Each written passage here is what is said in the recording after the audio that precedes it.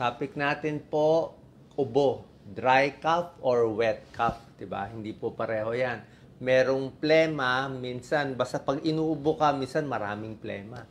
Meron naman inuubo pero walang plema, dry cough. Ano, dry cough and wet cough.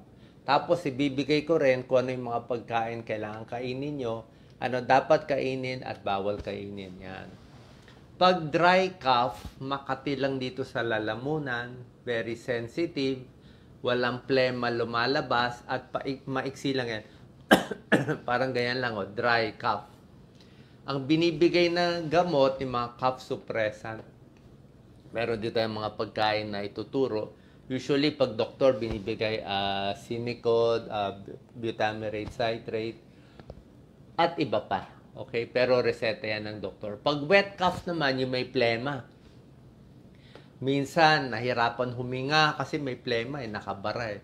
So, pwedeng madilaw yung plema, minsan humuhuni, masikip sa dibdib, hirap huminga. Expectorant naman to, yung mga carbocysteine, mga lagundi, at iba pa, mga pampaluwag ng plema. So, ano dahilan bakit may wet cough at dry cough? Okay, siguro unahin natin ang dry cough. Okay, itong dry cough, actually dapat hindi nga ganun kalala eh. Pero minsan nakakainis din yung dry cough. Kasi dry cough, maraming dahilan. Pwedeng sore throat, laryngitis, dito sa inflammation, dito sa may lalamunan lang. Tonsillitis, pwede rin. Minsan allergy lang, kaya ka nagda-dry cough. O may hika na dry cough. May hika na may plema, may hika na wala. At pwedeng GERD lang. Gastroesophageal reflux disease, acid reflux siya. So, nag-acid yung tiyan natin, tapos umakyat yung acid, tapos pagdating dito, nauubo tayo. Okay, acid pala, tiyan pala problema, kaya dry cough. Usually, mas madali dapat gamutin to. Pag wet cough, may plema, mas delikado to. Okay? Pwedeng pulmonya. Yan, pulmonya. May malalalang pulmonya. Pwedeng trangkaso. Pwedeng bronchitis, bronchitis. Pwedeng mga naninigarilyo. Laging may smoker's cough, may plema, emphysema. Pwede rin hika na may plema. Pwede rin COPD. Meron ding sipon na may plema. Depende. So, ito, mas malala, mas may lagnat usually pag yung plema. Tsaka usually baka mas bacterial infection to eh, kung wet cough siya. So, dry cough or wet cough, medyo pareho lang yung gamutan. Siyempre, iba yung gamutan sa sakit. Pero, ganun pa rin. Gargle ng salt water, maligamgam na tubig, maraming tubig iinumin, honey or lemon para hindi sumakit yung lalamunan, kakaubo, chicken soup, herbal tea, pwede rin yan. Sa labat, pwede rin. So, tuturo ko ngayon sa inyo ano yung mga pagkaing iiwasan kung meron kayong ubo, dry cough, or wet cough. Pero mainly pang wet cough tong tips ko. Pero pwede rin pang dry cough eh. At yung mga dapat kainin. Dito muna tayo sa mga dapat kainin kung meron kayong ubo. O, pinakamaganda, chicken soup. Okay, nilagang manok, pinakamaganda. Meron siyang amino acid na cysteine. Anti-inflammatory yan, tapos mainit yung chicken soup. Maganda yan, panlaban ng mga bacteria, virus, tapos nakakaluwag din ng paghinga. Kasi mainit eh, para kang nag-i-steam inhalation. So, chicken soup maganda. Vitamin C rich foods, kailangan nyo kung meron kayong ubo. Citrus fruits, kahit anong citrus tayo, dalandan, orange, ano ba, mga pongkam, kalamansi, lemon, pwede. Basta maasim. Pinya, pwede naman konting pinya. Kailangan natin maraming vitamin C, pampalakas ng immune system, malabanan ang sipon at ubo. So, yan, chicken soup, citrus foods. Ito yung mga panlaban sa mikrobyo, itong mga gulay na to, tulad ng mga super gulay na broccoli, cauliflower, kale, mahal ang kale, green tea, onions, pwede rin yan, mga strawberry. Meron siyang antibacterial effect. Okay? May panlaban yan eh. Pampalakas, meron pang anti-cancer effect to. So maganda po to. Maraming vitamina, maraming mineral, maganda sa tiyan. Meron siyang mga antioxidants, pampalakas ng katawan habang may ubo at sipon. Ito dapat kainin mo, Doc Lisa, no? Dry cough siya. Siyempre, luya, ginger sa labat, 'di ba? Yung mga singer, 'di ba? Ito pwede rin to sa dry cough eh. Kasi nga masakit ang lalamunan, pwede magpakulo ng luya, konti lang. Huwag masyado matapang, baka sumakit ang tiyan nyo.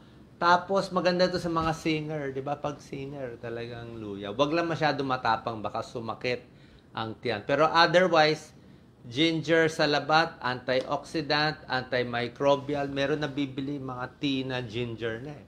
Pero kung fresh, mas maganda. Ako, mahilig tayo sa luya. Garlic, di ba sinabi ko, ang garlic maganda sa puso, maganda sa blood pressure, sa cholesterol, maganda rin sa ubo. Bakit?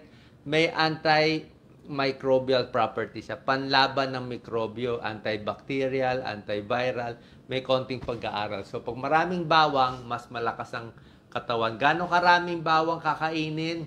Actually, ang recommended, mga 2 hanggang 4 na butil. 2 to 4. Ito lang 2, 4 na butil sa isang araw. Hilaw, luto.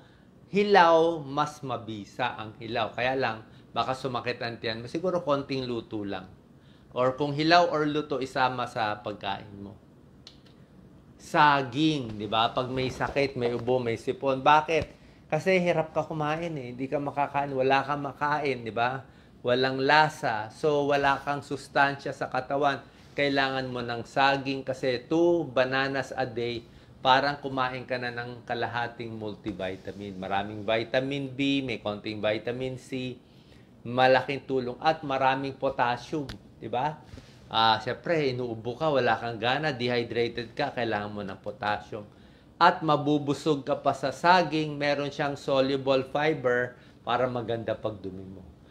Kontra pa to sa ulcer, para hindi ka magka-ulcer. Meron siyang component pangontra sa mga ulcer. So, kalmado ang tiyan mo, inuman mo ng mga salabat o hot tea, may tulong yan, o mainit na tubig para sa ubo. Pampalakas din. Siyempre, green leafy vegetables. Okay? Mas green, mas maganda, mas marami. Kahit anong talbos gusto nyo. Pwedeng broccoli, pechay, ampalaya, okra. Basta green leafy, kahit anong talbos na gusto nyo. Pwede yan. Okay? Maraming anti-inflammation. Spinach, kangkong, pwede rin. Maraming vitamins, maraming minerals. Maraming iron, may tulong yan sa katawan natin. Mas healthy foods ang kakainin, di ba? Habang may sakit. Coconut water, pwede rin, di ba? Sabi ko, minom na maraming tubig, di ba? 8 to 10 glasses of fluid or water in a day. Kung sawa na kayo sa tubig, pwede to. Kasi ang may ubo, lalo na may plema, minsan may kasamang lagnat pa to, dehydrated sila. Dehydrated. So, nadi-dehydrate, kulang sa tubig, lalo na kung may lagnat, pwedeng tubig, pero kung gusto mo, imbis na mag-sports drink ka, dami naman natin buko. So, buko na lang. Ang problem lang sa buko, kung may diabetes kayo, 50 calories yung buko. Nilagyan mo ng laman, baka 75 calories. So, pag yung tubig na ubos mo, mga 100 calories, pati yung laman, another 100, mga 200 calories. Pwede naman yan. Kung hindi ka takot sa diabetes o hindi ka naman takot tayo tumaba, diba? Pero pwede to, sports drink, para siyang sports drink eh. Honey, di ba? May mga ilang pag-aaral, hindi naman sure pero sinasabi may antimicrobial properties din ng honey. Masarap sa lalamunan, nakakakalma dito. So, kung meron kang chamomile tea o anong tsaa mo, lagyan mo ng konting honey. Kung may lemon ka, lagyan mo konting honey. O kung sa labat, lagyan ng konting honey. Konti lang kasi matamis siya. May tulong din yan sa pampasarap dito. Warm sa lalamunan natin. Spicy foods. Actually, ang spicy sili, maganda siya talaga sa hika. Pampaluwag ng plema. Okay? So, ang spicy, hindi ko na nilagyan ng food to eat. May good, may bad. So, pag sanay kayo sa sili, medyo maganda sili, pampaluwag ng nasal passages, pampaluwag ng paghinga, pwede rin yan sa may hika. Kaya lang, pag masyadong spicy, sasakit ang tiyan mo.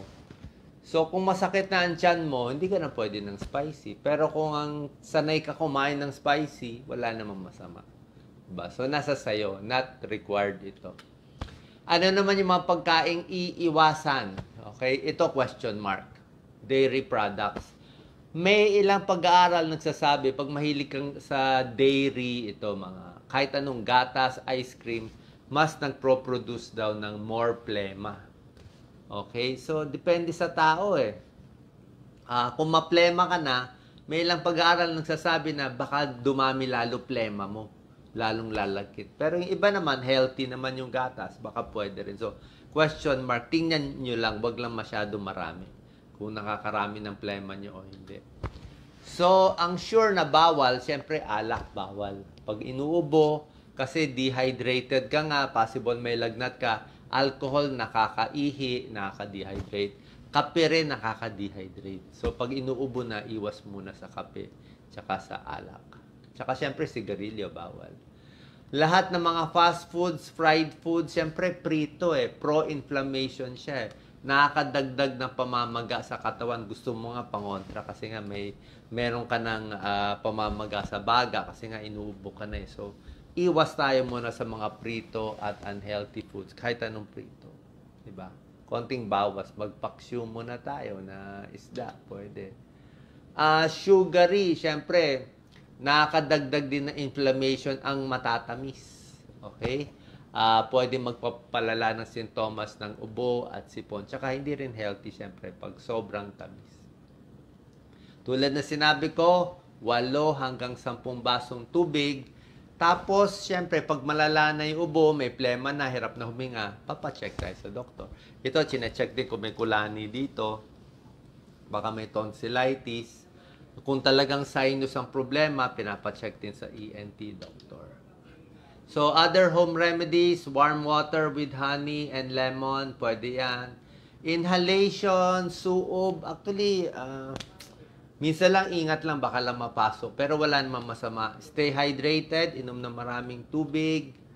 Kailan magpapacheck up sa doktor, lalo na kung bata ang inuubo, matinding ubo. Tuloy-tuloy, hirap na huminga, di ba? Pati gabi, inuubo. Productive cough, may mucus, loud and wet cough, or matindi na yung paghuhuni. Okay? So, sana po nakatulong tong video natin para alam kung anong kakainin at bawal kainin kung meron tayong ubo. Salamat po.